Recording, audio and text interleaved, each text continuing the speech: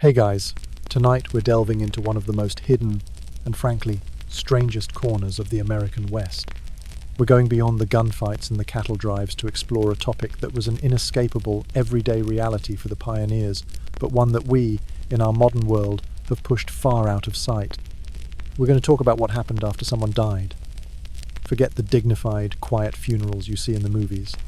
The reality of dealing with dead bodies on the frontier was a raw, practical, and often bizarre affair. A story of ingenuity, desperation, and some very strange solutions to the most fundamental human problem of all. So, before you get comfortable, take a moment to like the video and subscribe, but only if you genuinely enjoy what I do here. Your support is what makes these long, detailed explorations of history possible, and I appreciate every single one of you who tunes in. And as always, I'm curious to know where you are in the world as you settle in to listen. Drop a comment and let me know your city and what time it is. It's a wonderful ritual to see our global community gathering for another journey into the past. Now, dim the lights, get comfortable, maybe turn on a fan for that soft, steady background hum, and let your mind grow quiet. We are about to confront the unvarnished, macabre, and profoundly human story of what our ancestors did when a neighbour, a loved one, or a stranger drew their final breath in a world with no rules for the dead. To understand how people in the Wild West treated their dead, we must first understand how they lived with death itself. For us, death is a sanitized event, something that happens in hospitals, handled by professionals, and spoken of in hushed tones. For the people of the frontier, death was not a visitor. It was a permanent resident. It was a constant, visible, and deeply intimate part of everyday life. The mortality rate in the 19th century West was staggering by our standards. Life was fragile, and the things that could end it were everywhere. Childbirth, which we now see as a routine medical event, was one of the leading causes of death for young women.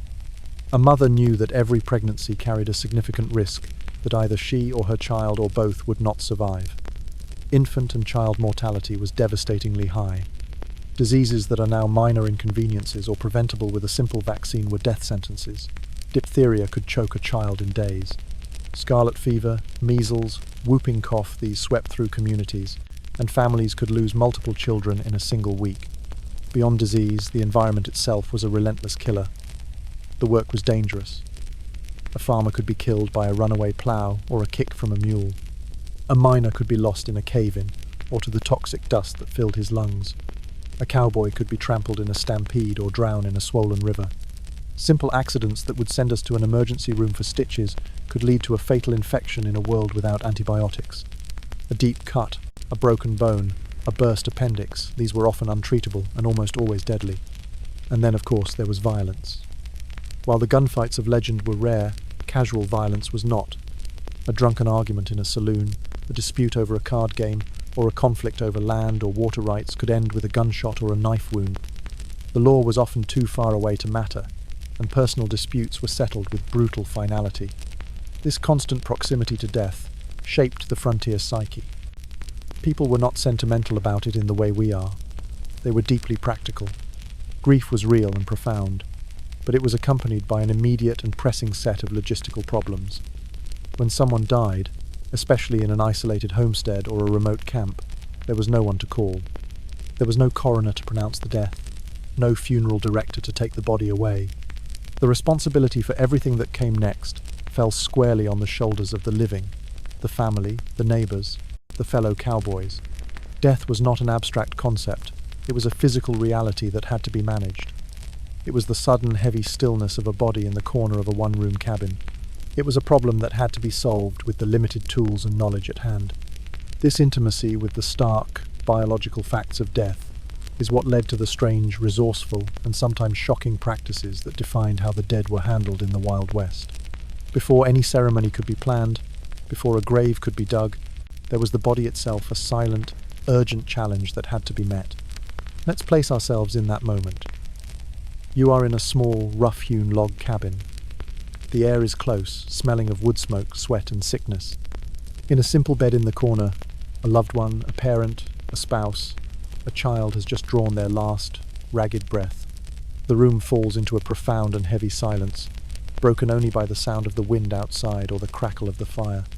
Grief is a powerful, immediate wave, but on the frontier, It is instantly followed by a tide of practical questions. What do we do now? The body, which moments ago was a person, is now an object. It is a vessel that has begun the inexorable process of returning to the earth. And that process, if left unchecked, is swift and unpleasant. The first actions taken were born of a mixture of respect, tradition, and grim necessity. The immediate task was to lay out the body. This duty almost always fell to the women of the household or the community. They were the keepers of life's great transitions, birth, sickness, and death. With a quiet, practiced resolve, they would begin the work.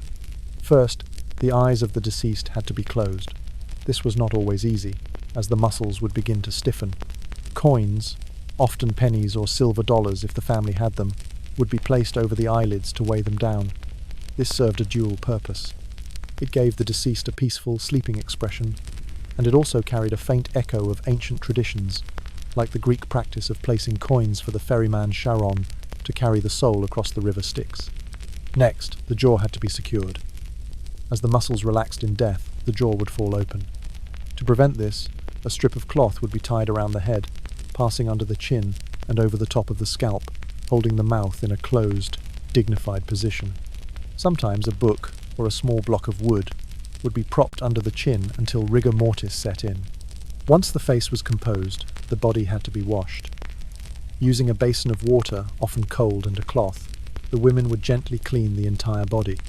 This was an act of final care, a way of showing respect and preparing the deceased for their final journey.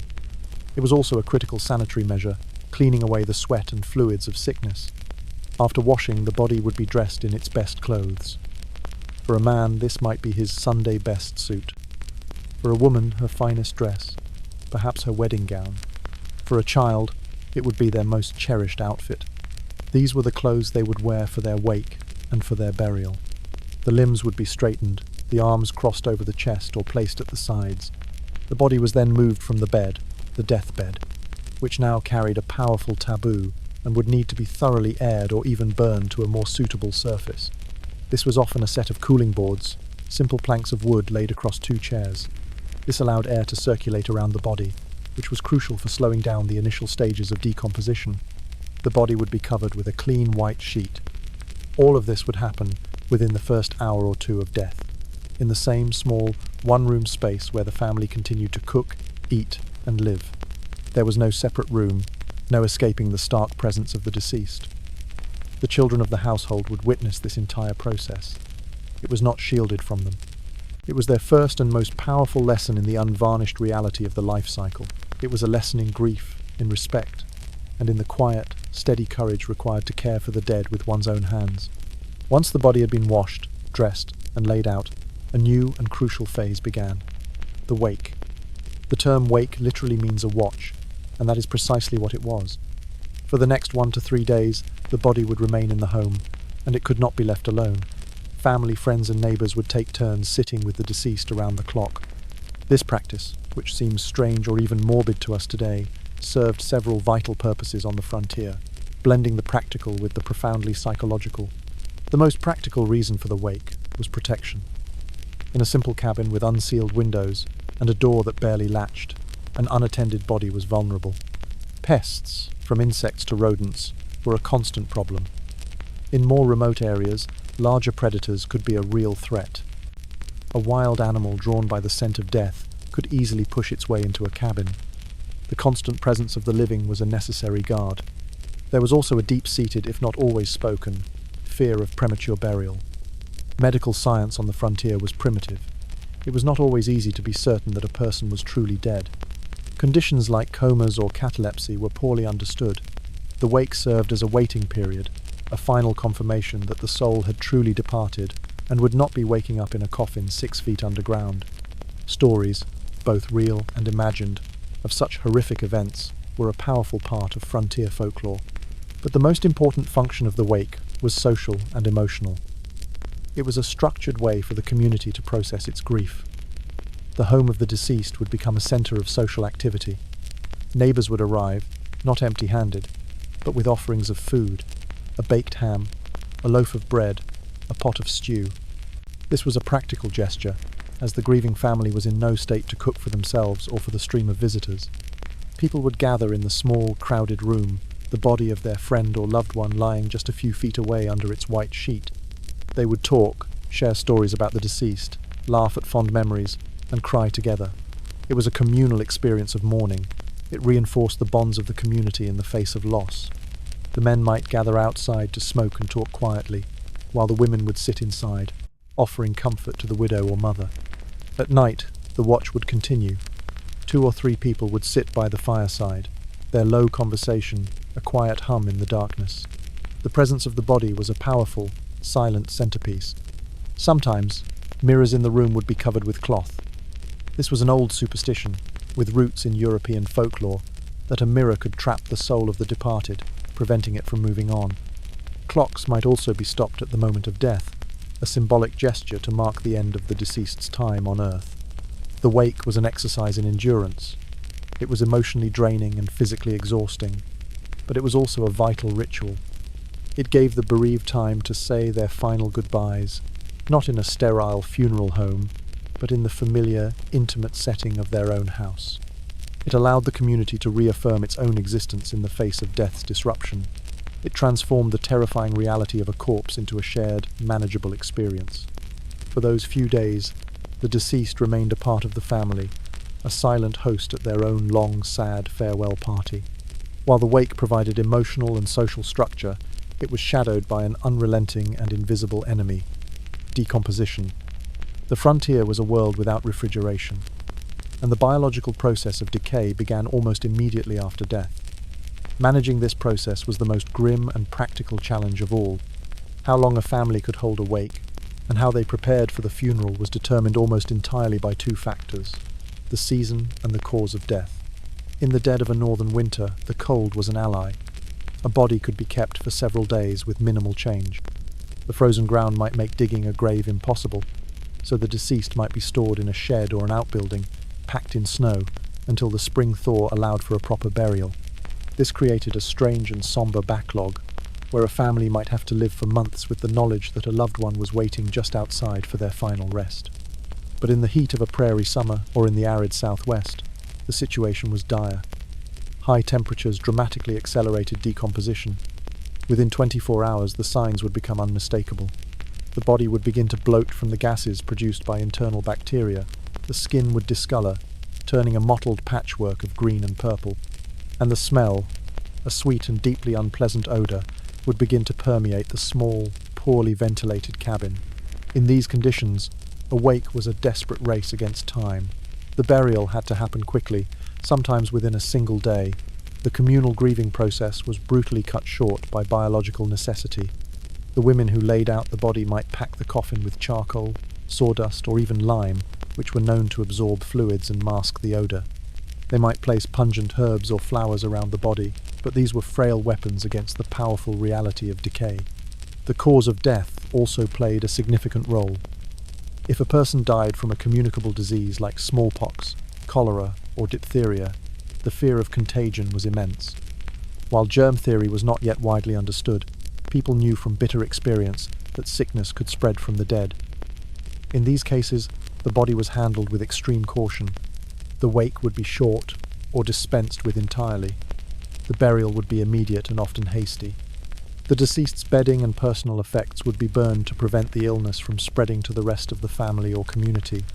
The grief of the family would be compounded by fear and isolation, as neighbors might stay away, terrified of catching the disease.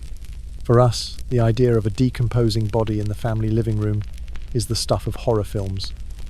For people on the frontier, it was a practical problem to be managed. They did not have the luxury of our distance. They had to confront the physical reality of death head-on. They had to balance their desire to honor the dead with the urgent need to protect the living. This constant battle with decay shaped their rituals.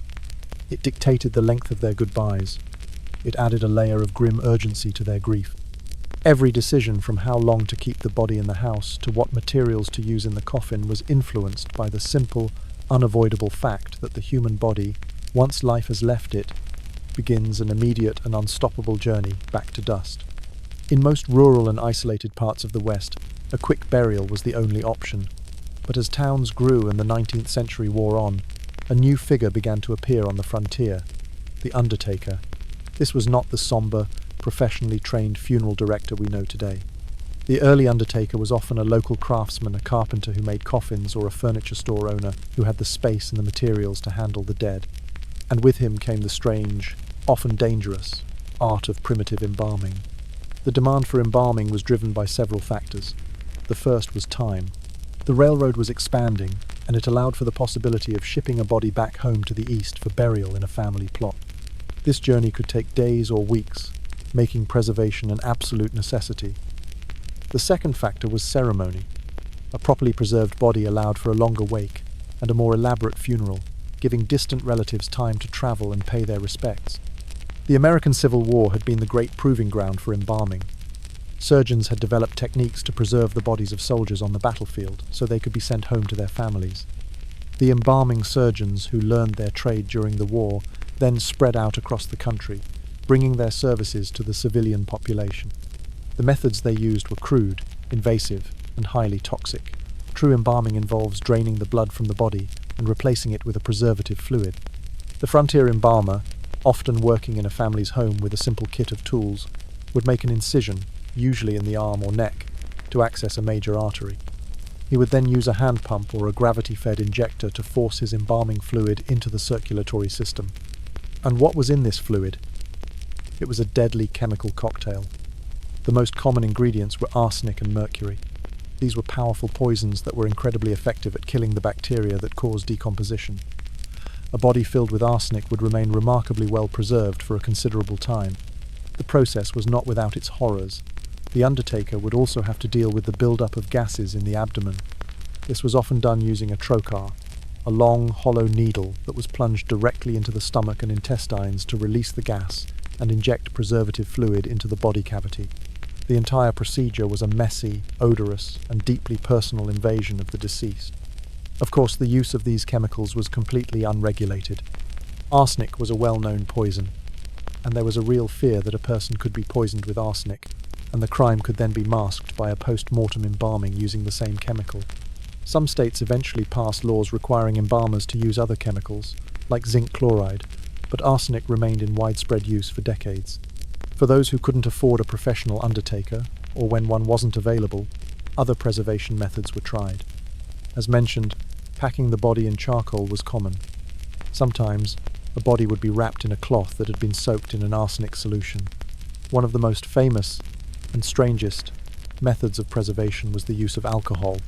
For long-distance transport, a body might be placed in a sealed cask or barrel and completely submerged in whiskey, rum, or another high-proof spirit. The alcohol acted as a powerful preservative. There are many stories, some likely apocryphal, of outlaws or notable figures being shipped across the country in this manner. One famous legend tells of the body of Lord Horatio Nelson being transported back to England in a barrel of brandy after the Battle of Trafalgar. While the details are often exaggerated, the basic principle was sound and was occasionally used on the frontier when no other option was available. These early attempts at preservation represent a pivotal shift in how society dealt with death. They were an attempt to defy the natural process of decay, to impose a sense of order and control on the chaos of death. But it was a strange and dangerous art, born of a desire for a more dignified goodbye, but practiced with the most toxic and unforgiving of tools. The desire to be buried in one's hometown, in a family plot surrounded by generations of ancestors, is a powerful human impulse.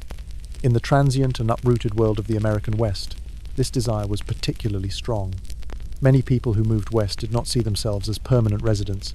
They were there to make their fortune, to build a life, but their hearts and their final resting places were often back in Ohio, Pennsylvania, or Virginia.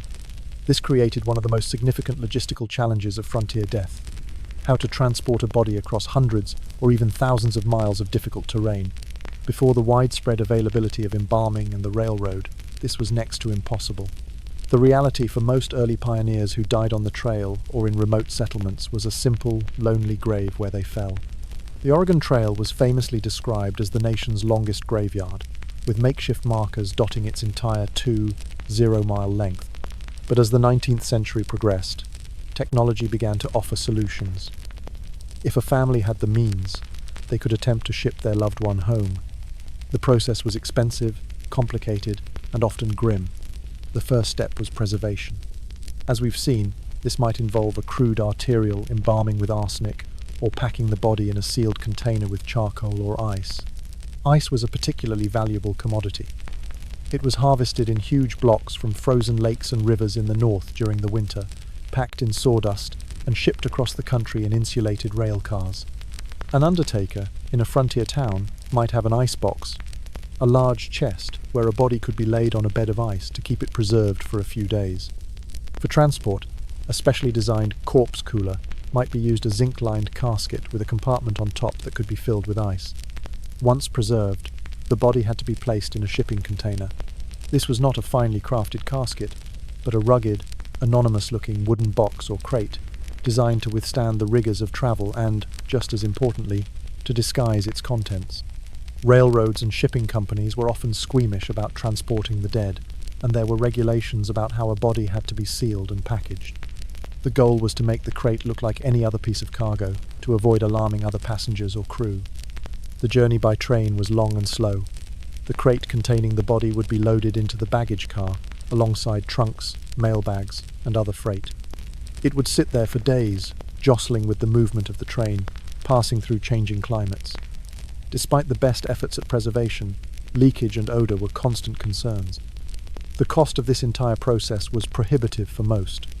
The undertaker's fees, the expensive ice or chemicals, the specially sealed casket, and the freight charges for shipping a body could easily add up to several $100s a sum that was well beyond the means of the average farming or working-class family.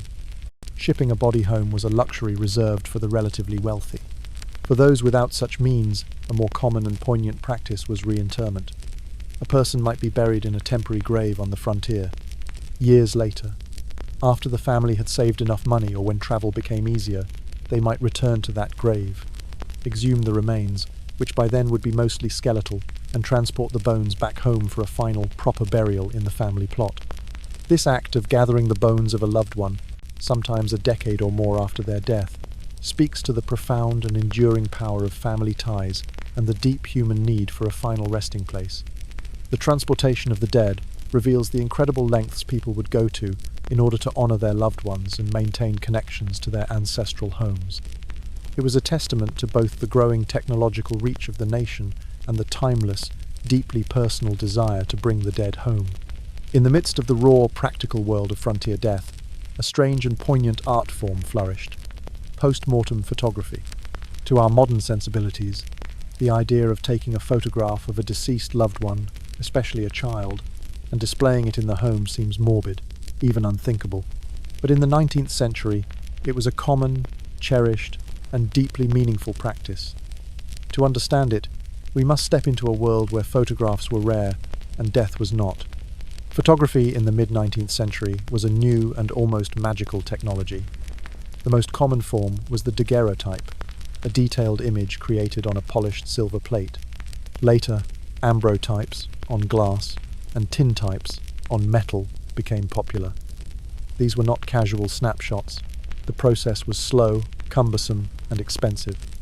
A person might have their portrait taken only once or twice in their entire lifetime. Now, consider the tragically high rate of infant and child mortality. A child could be lost to sickness or accident with shocking speed. In many cases, the child might die before the family ever had a chance to have their portrait made.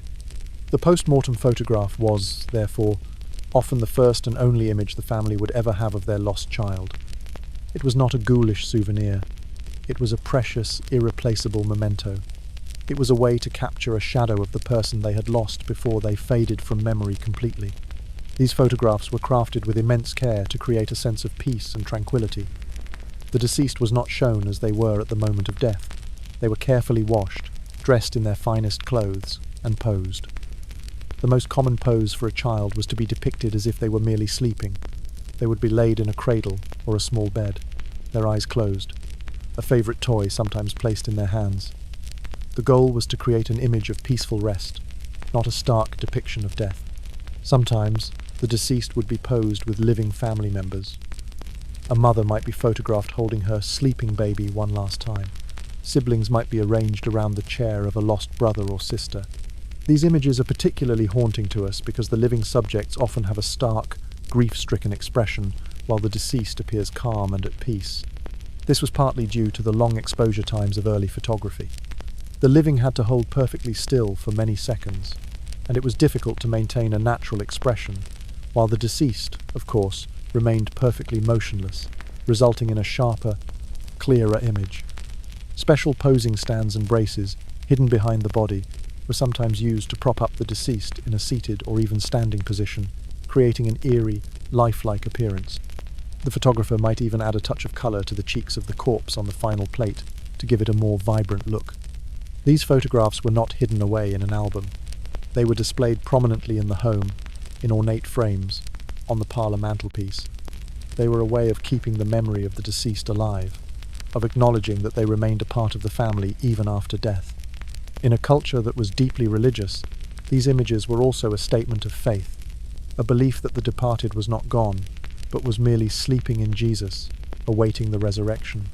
As photography became cheaper and more accessible towards the end of the century, and as snapshot cameras allowed families to capture images of their children while they were alive and healthy, the practice of post-mortem photography began to fade.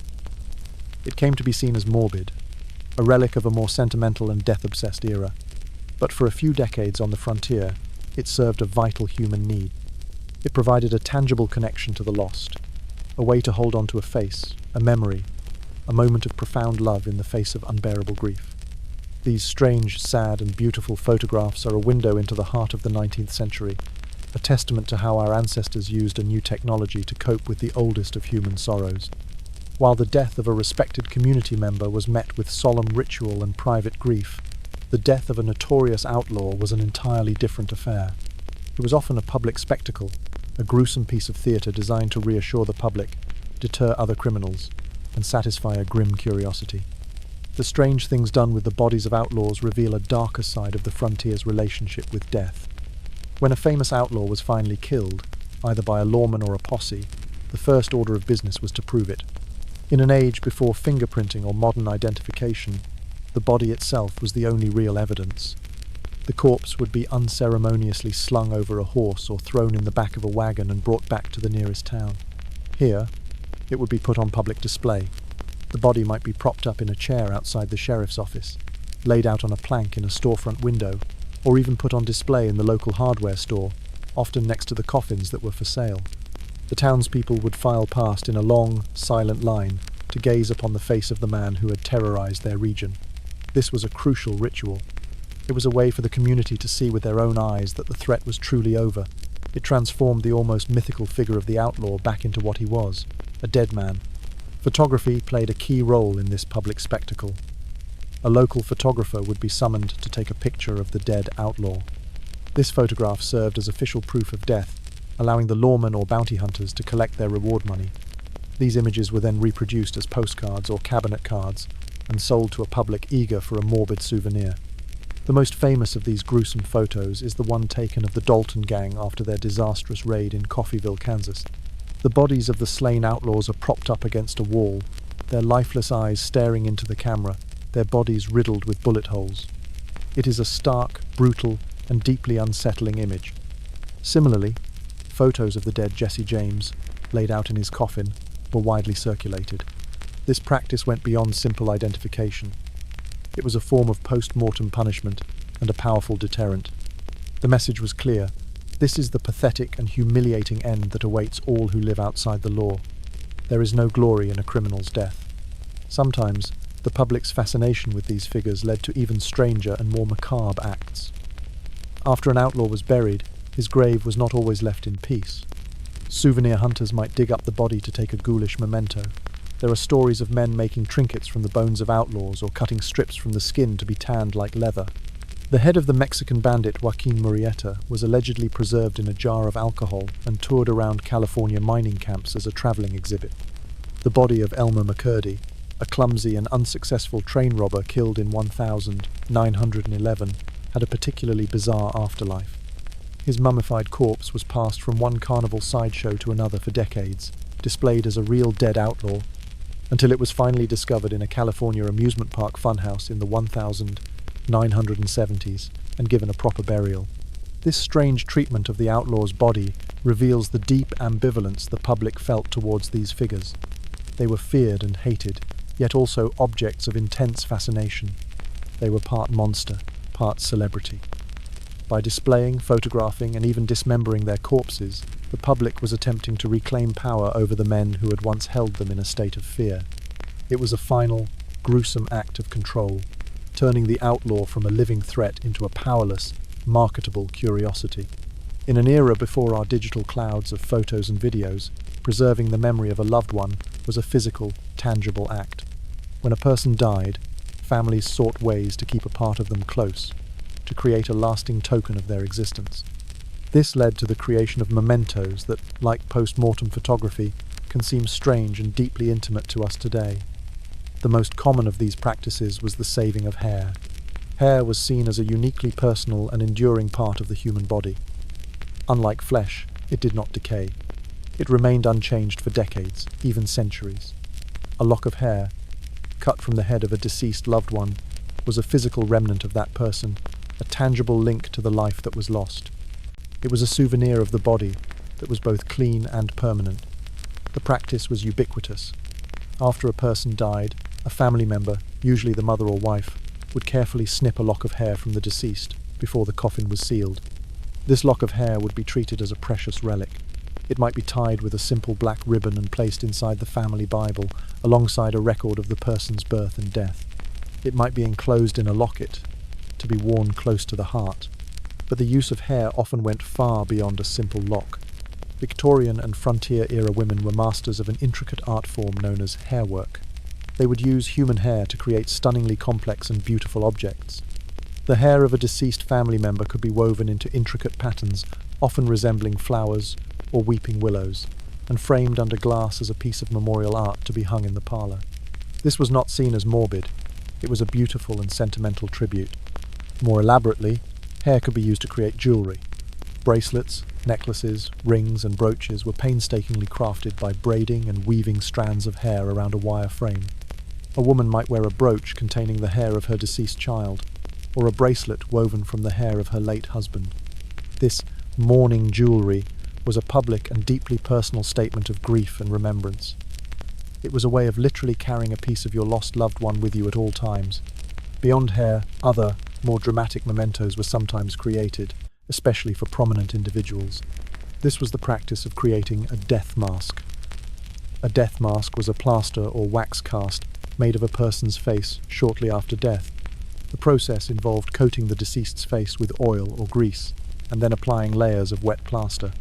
When the plaster hardened, it was carefully removed, creating a perfect, three-dimensional negative impression of the person's features. From this mold, a positive cast could be made. Death masks served several purposes.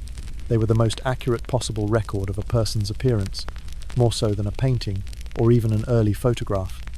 They were a powerful tool for artists or sculptors who might later be commissioned to create a statue or a portrait of the deceased. But for the family, they were a profound and haunting memento. They captured the person not as they were in sickness, but with the peaceful, serene expression of their final rest. The death masks of famous figures like Abraham Lincoln or the outlaw Jesse James were preserved, but the practice was also used by ordinary families who could afford it, creating a silent white gallery of lost faces. These practices, saving hair, crafting mourning jewellery, casting death masks, all speak to a deep human need to fight against the erasure of death. They were ways of holding on, of refusing to let a person disappear completely. In a world of impermanence and constant loss, these strange and beautiful objects were anchors. They were physical proof that a person had lived, had been loved, and would be remembered. While most frontier communities treated their dead with respect, there was a dark and secret industry that saw the newly deceased not as a soul to be mourned, but as a commodity to be stolen. This was the world of the resurrectionist, or more bluntly, the grave robber. And their trade was fueled by one of the most respected institutions of the era, the medical school. In the 19th century, medical education was undergoing a revolution. Doctors and students realized that to understand the human body, they had to be able to dissect it. The demand for cadavers for anatomy classes was immense. However, the legal supply of bodies was incredibly limited. In most places, the only bodies legally available for dissection were those of executed criminals. there were simply not enough condemned men to meet the needs of the growing number of medical schools. This created a grim black market. Medical schools, desperate for teaching materials, were willing to pay good money for fresh corpses, and they didn't ask too many questions about where they came from. This gave rise to the resurrectionist. These were men who would sneak into graveyards in the dead of night, usually shortly after a burial, and dig up the newly interred body. The process was a grim science. They didn't usually dig up the entire coffin. That would take too long and make too much noise. Instead, they would dig a shaft down to the head of the coffin. They would then use a crowbar to pry open the lid, place a rope around the neck or under the arms of the corpse, and haul it unceremoniously out of the ground. They would strip the body of its clothes, which were left in the coffin, and then stuff the corpse into a large sack. The grave would then be carefully refilled to hide the evidence of their crime. The entire operation could be completed in under an hour. This practice was most common in the larger cities of the East and Midwest, where the big medical schools were located. But as medical colleges began to appear in the growing cities of the West, like San Francisco or Denver, the trade followed. The public's fear and outrage over grave robbing was intense. The idea of a loved one's final resting place being desecrated was a profound violation. Cemeteries were not the peaceful, park-like places we know today. They were often seen as battlegrounds. Families would take turns standing guard over a fresh grave for several nights after a funeral to protect it from the resurrectionists. Some people went to even greater lengths to protect their dead. Wealthy families might bury their loved ones in iron coffins which were too heavy and difficult to open. Another invention was the coffin torpedo, a small explosive device or shotgun shell that was rigged inside the coffin and would go off if the lid was tamed with. A deadly surprise for any would-be grave robber. Cemeteries hired night watchmen, and some communities built dead houses, secure stone vaults where a body could be stored until it had decomposed enough to be of no use to an anatomist. The fear of being dissected was a powerful one. For many people with strong religious beliefs, the idea of their body being cut up was a horrifying desecration that could jeopardize their chances of a proper resurrection on Judgment Day. The strange, nocturnal war between grieving families and determined grave robbers highlights a major conflict of the 19th century. It was a clash between the sacred duty to respect the dead and the scientific need to understand the human body. While doctors argued that dissection was essential for the advancement of medicine and the saving of lives, the public saw only the ghoulish and terrifying violation of their most sacred rituals. The resurrectionist, working in the dark with his shovel and his sack, was a figure of pure terror, a man who profited from grief and treated the human body as nothing more than raw material. When death came to a frontier household, and the wake had concluded, the next practical step was to acquire a coffin. The ornate, silk-lined metal caskets of today were an unimaginable luxury. The standard vessel for the dead in the West was a simple, functional, and often hastily constructed wooden box. There is a distinction to be made between a coffin and a casket. A coffin, which was the most common type in the 19th century, is a six-sided box, wider at the shoulders and tapering towards the feet, roughly following the shape of the human body. A casket is a rectangular, four-sided box. The iconic pine box of Western lore was almost always a coffin. Who built these coffins? In a settled town, this task fell to the local carpenter or cabinet maker. He was one of the most respected and essential craftsmen in any community. He built houses, furniture, and when the need arose, he built coffins. The family of the deceased would provide him with the measurements, and he would construct the box from whatever wood was cheap and available, usually pine or poplar. The coffin was a study in functional simplicity. There was rarely any decoration. It was not polished or stained. It was raw wood, nailed together. Sometimes, if the family had a little extra money, the interior might be lined with a simple piece of cloth, like calico or muslin. More often, the deceased was simply laid on the bare wood.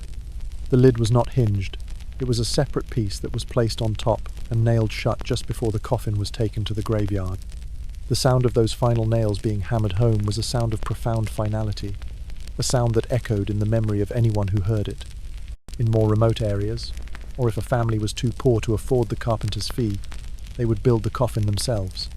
A father might have to construct the coffin for his own child, using wood he had salvaged or cut himself. It was a heartbreaking act of final love and duty, a task that required a man to measure his own grief in planks and nails. For those who died on the trail or in a remote mining camp, even a simple wooden box was a luxury they did not have. These individuals were often buried in nothing more than the blanket or bedroll they had died in. Their final resting place was a simple trench, their body wrapped in cloth and returned directly to the earth. As the century progressed, mail-order catalogues from companies like Sears, Roebuck & Co. began to offer a wider range of options. A family could order a ready-made coffin to be shipped by train. These could be more elaborate, with simple metal handles, a fabric covering, and perhaps a small silver-coloured nameplate. The catalogues offered different grades, from the plain stained coffin for a few dollars to the more elaborate, plush-covered casket for a significantly higher price. One particularly poignant item available was the child-sized coffin. The catalogues featured pages of small, white coffins, a silent testament to the devastatingly high rate of infant mortality. A family in a remote area could keep a catalogue on hand, and when tragedy struck, they could send a telegram with their order, and the small coffin would arrive on the next train. The coffin of the Wild West was not a beautiful object. It was not meant to be. It was a practical necessity, a simple container to house the dead on their final journey. But in its plainness, in its unadorned simplicity, it held a profound dignity. It was a final, humble act of respect, a quiet recognition that even in a world of hardship, a life deserved to be honoured with a final, enclosed space of its own. With the coffin built and the deceased prepared, the final and most physically demanding task remained: digging the grave. This was not a job for a modern backhoe. It was a grueling act of manual labour, performed with simple picks and shovels, often in incredibly difficult conditions. The entire community, particularly the men, would come together for this final act of service. The location of the grave was the first decision. In the earliest days of a settlement, before a formal cemetery was established, families would often bury their dead on their own land. A small private graveyard might be started on a quiet hill or under a favourite tree. This kept the loved one close, a permanent part of the homestead they had worked to build. As towns grew, formal cemeteries, or graveyards, were established, usually on a piece of land on the outskirts of town, donated by a founding member. The digging of a grave in a new cemetery was an act of communal creation, transforming an empty patch of prairie into sacred ground. The work itself was brutal. The soil of the West could be hard and rocky, or dense with clay. In the summer, the ground could be baked as hard as brick by the sun. In the winter, it could be frozen solid, sometimes several feet deep. To dig a grave in frozen earth, the men would first have to build a large fire over the spot, letting it burn for hours to thaw the ground enough to allow a pickaxe to break the surface. The standard grave was dug to a depth of 6 feet. This was not an arbitrary number. A 6-foot depth was necessary to prevent wild animals, like coyotes or wolves, from digging up the body. It also helped to contain the odours of decomposition and was believed to help prevent the spread of disease. Digging a 6 by 3 foot hole, 6 feet deep by hand, is an enormous undertaking. It could take 2 or 3 men several hours of relentless, sweat-soaked work. The men of the community would take turns, working in shifts. One man would be down in the narrow hole, loosening the earth with a pick, while others would shovel the dirt out. It was sombre, quiet work, punctuated only by the rhythmic scrape of the shovel and the heavy breathing of the diggers. There was a sense of shared duty, of men coming together to perform a necessary and deeply respectful task for a fallen neighbour. The earth that came out of the grave was piled neatly to the side. This soil, which had been sanctified by the labour and the purpose of the grave, would be used to cover the coffin after it was lowered. When the grave was finally complete, it stood as a stark, open wound in the earth, a temporary passage between the world of the living and the final silence of the ground. The men would lean on their shovels, their work done, waiting for the funeral procession to arrive. The act of digging the grave was more than just manual labour. It was a ritual. It was a physical manifestation of the community's grief and respect. It was a final, difficult service for the deceased, a way of preparing their last home with care and with the strength of their own hands. In the simple, honest sweat of the grave diggers, the community found a way to transform a patch of common dirt into a hallowed resting place. The funeral on the frontier was the culmination of the days of waiting, watching, and preparing. It was the moment the community came together to formally say goodbye and to commit their friend or neighbour to the earth. Like everything else in the West, it was an affair stripped of non-essentials, focusing on core elements of faith, community, and remembrance. The funeral procession was a simple, solemn affair. There were no grand, horse-drawn hearses. The coffin was usually carried on the back of a simple farm wagon, perhaps the same wagon the deceased had used to haul hay or bring goods to market. The wagon would be cleaned and sometimes draped with a black cloth. The family would ride in the wagon with the coffin, or walk alongside it. The rest of the community would follow on foot or on horseback, forming a slow, quiet procession from the home or the church to the newly dug grave. Businesses in town would close their doors as the procession passed, a sign of respect. People would stop what they were doing and remove their hats. It was a moment of shared reverence that brought the entire community to a standstill. At the graveside, the service itself was often brief and heartfelt. If the town had a resident minister or priest, he would officiate, reading passages from the Bible and offering a prayer for the soul of the departed. But in many remote communities, a dedicated clergyman was a rarity. In these cases, the service would be conducted by a layperson. It might be a respected elder from the community, a family member, or anyone who was literate and could read from the scriptures. The eulogy was not a long, polished speech. It was often a simple, honest remembrance of the person's life, their character, their hard work, and their place in the community. People would speak from the heart, their words sometimes faltering with emotion. Hymns were a central part of the service. In a world with little formal entertainment, singing was a powerful form of communal expression. Hymns like Rock of Ages or Nearer, My God, to Thee would be sung by the entire congregation, their voices rising over the prairie, a sound of shared faith in the face of loss. After the prayers and the hymns, the most difficult moment arrived. The coffin would be lowered into the grave, usually on ropes held by several men. As the coffin descended, the family would often toss a handful of dirt onto the lid, a symbolic act of returning their loved one to the earth, ashes to ashes, dust to dust. Once the coffin was at the bottom of the grave, the men who had dug the grave would pick up their shovels again. The process of filling the grave began. The sound of the first shovelfuls of dirt hitting the wooden lid of the coffin was a sound of absolute finality, a sound that was often the most heartbreaking moment for the grieving family. The men would work quickly and efficiently, and soon a simple mound of fresh earth would mark the spot.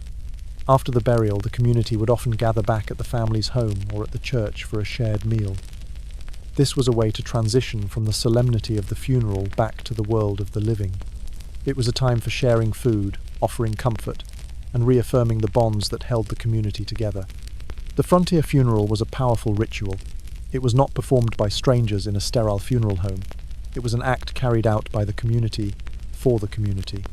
Every part of it, from the building of the coffin to the digging of the grave, to the singing of the hymns, was a hands-on, deeply personal expression of grief, respect, and enduring faith. Not every cemetery in the West was the peaceful, family-oriented graveyard of a farming community. The boom towns, the chaotic mining camps, and the wild cattle towns gave rise to a different kind of final resting place, one that has become a legend in its own right. Boot Hill. The name Boot Hill became a generic term for the cemetery in any rough frontier town, but the most famous are in places like Tombstone, Arizona, and Dodge City, Kansas. The name had a starkly literal meaning. This was the graveyard for the men who had died with their boots on. It was the final destination for the gunslingers, the outlaws, the gamblers, and the anonymous drifters who had met a violent or untimely end. A Boot Hill cemetery was typically located on a desolate hill just outside of town, on the cheapest and least desirable piece of land. It was not a place of manicured lawns and marble angels. It was a bleak, windswept patch of ground, often rocky and dotted with sagebrush and cactus. The graves were marked not with finely carved headstones, but with simple, crude wooden boards, often made from the same rough pine as the coffins buried beneath them. The inscriptions on these markers, when they existed at all, were a testament to the brutal and often cynical nature of frontier life. They were brief, to the point, and sometimes darkly humorous. A marker might read simply, "Hanged by mistake," or "He called Bill Smith a liar," or the famous epitaph for Lester Moore in Tombstone. "Here lies Lester Moore. 4 slugs from a 44, no les, no more." Boot Hill was often a segregated space. The respectable citizens of the town were buried in a separate, more dignified cemetery. Boot Hill was for the outcasts, the transients, the men without family or connections. It was a cemetery of strangers. The burials here were hasty, no-frills affairs. There was often no funeral procession, no grieving family, no hymns sung at the graveside. The body of a man killed in a saloon brawl would be quickly placed in a cheap coffin and buried by the town undertaker or a few paid labourers. The cost of the burial was often paid by the county, or sometimes by the saloon where the man had spent his last few dollars. The population of Boot Hill grew quickly in the wild early years of a town's existence. It became a kind of public record of the town's violent history, each grave marker telling a story of a life cut short. The cemetery was a tourist attraction of a sort, a place where visitors could come to gaze at the final resting places of famous and infamous figures. But many, if not most, of the graves in Boot Hill were anonymous. They were the graves of unknown men, drifters who had arrived in town one day and were dead the next.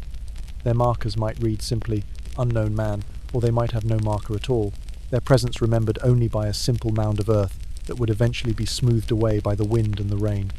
The Boot Hill cemeteries of the West are more than just graveyards.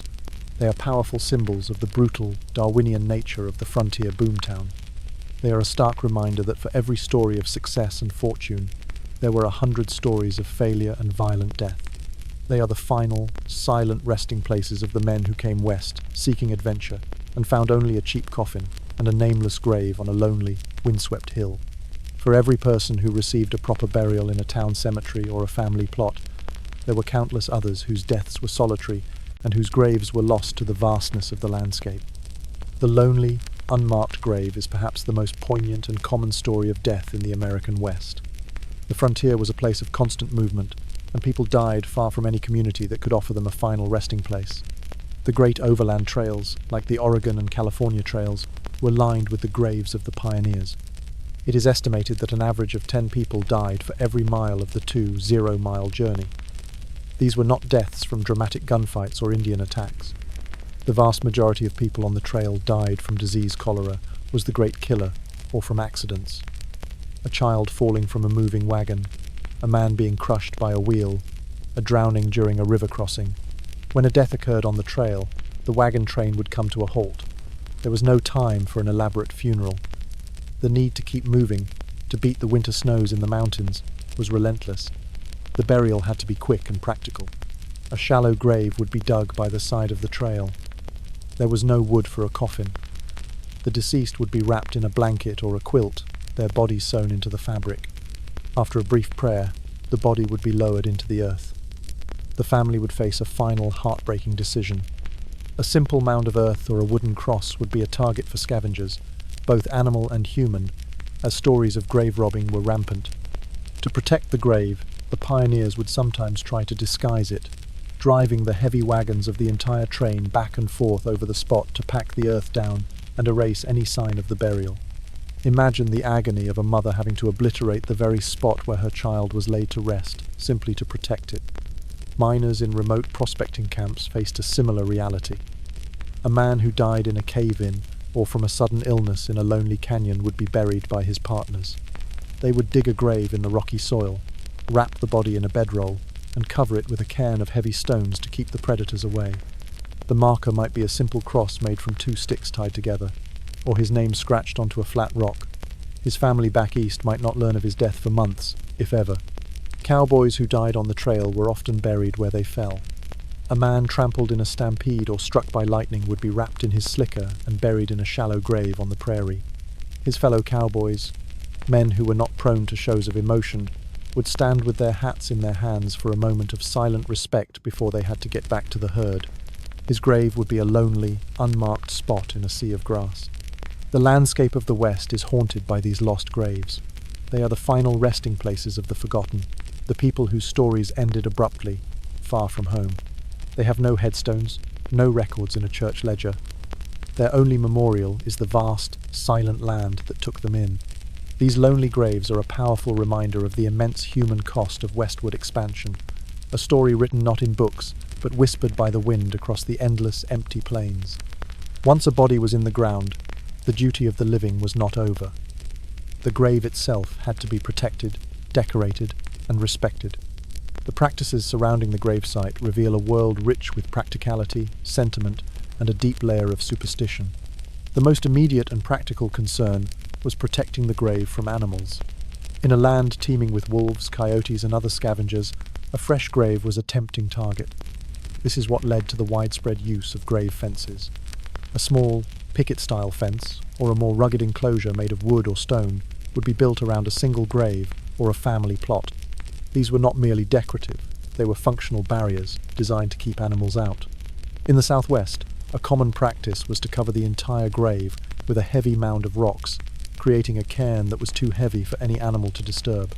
This practical solution also created a powerful and enduring monument on the landscape. As the 19th century progressed and towns became more established, cast iron fences became a popular and more permanent option. These could be ordered from catalogues and shipped by rail. The intricate, ornate ironwork, often featuring motifs like weeping willows or lambs for a child's grave, was a sign of a family's prosperity and their commitment to creating a beautiful and protected final resting place. Beyond protection, the gravesite was a place for remembrance and decoration. The earliest grave markers were often made of wood. A simple wooden cross or a carved headboard would bear the name and dates of the deceased. These were vulnerable to the elements and would often rot and disappear within a generation, leaving the grave unmarked. As soon as a family could afford it, they would replace the wooden marker with one made of stone, sandstone, limestone, or, for the more affluent, marble or granite. The decorations placed on graves were simple and heartfelt. Families would plant flowers, particularly hardy ones like irises or roses that could survive the harsh climate. They would place seashells on the mound of earth, or unique and interesting rocks that had been collected by the deceased. For a child's grave, a favourite toy or a small porcelain doll might be left, a heartbreaking tribute to a life cut short. But the world of the graveyard was also steeped in superstition and folklore.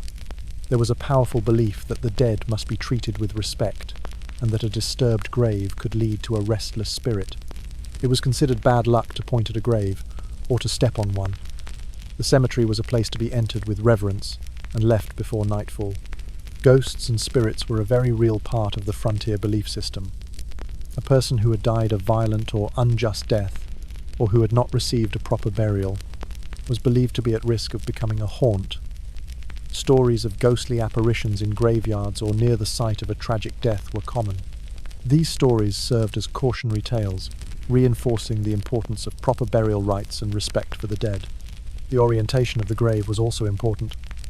Following Christian tradition, bodies were almost always buried with their feet to the east and their heads to the west. This was so that on Judgment Day, when the call came from the east, the dead would rise up already facing the right direction. These practices, from the practical grave fence to the superstitious fear of ghosts, all paint a picture of a society that lived in close proximity to the dead. The graveyard was not a place to be avoided. It was an integral part of the community, a library of its history, and a constant, powerful reminder of the thin veil between the world of the living and the great mystery that lay beyond. As the deep, profound silence of the prairie night settles around us, our journey into the strange world of the frontier dead comes to an end. We have walked through the cabin where the last breath was drawn, sat vigil with the grieving, and followed the slow procession to a hand-dug grave on a lonely hill. We have seen a world where death was not a distant, sanitized event, but an immediate, hands-on, and profoundly personal reality. The things they did with dead bodies in the Wild West, the post-mortem photographs, the jewellery woven from human hair, the public display of slain outlaws, the whiskey barrel coffins can seem shocking, even grotesque, to our modern eyes. We have built a world that carefully shields us from the physical realities of death. They had no such shield. Their practices, born of necessity, ingenuity, and a deep-seated need to make sense of the incomprehensible, reveal a relationship with mortality that we have almost completely lost. What we might see as morbid, they saw as remembrance. A photograph of a deceased child was not a ghoulish keepsake. It was the only image a family had to cling to. A lock of hair was not a creepy relic. It was a tangible piece of a loved one, a way to keep them physically close. These acts were not a celebration of death, but a fierce and tender refusal to let a person be erased by it. What we might see as barbaric, they saw as justice.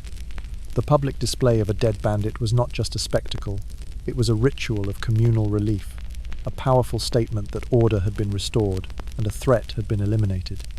It was a raw and brutal form of communication in a world without mass media. The story of how the pioneers handled their dead is, in the end, the story of how they lived. It was practical, it was resourceful, it was often harsh, and it was deeply communal. They did not have the luxury of turning away. They had to wash the bodies, build the coffins, dig the graves, and confront their grief with their own two hands. This intimacy with death, as unsettling as it may be for us to contemplate, gave them a unique and powerful perspective on life. It taught them that life was precious, that community was essential, and that the duty to honor the dead was a sacred obligation of the living. Tonight, as you lie in the safety and comfort of your own time, think of them. Think of the quiet strength it took to sit with a dying neighbor, the aching labor of digging a grave in frozen ground, the profound love expressed in a simple hand-carved wooden marker.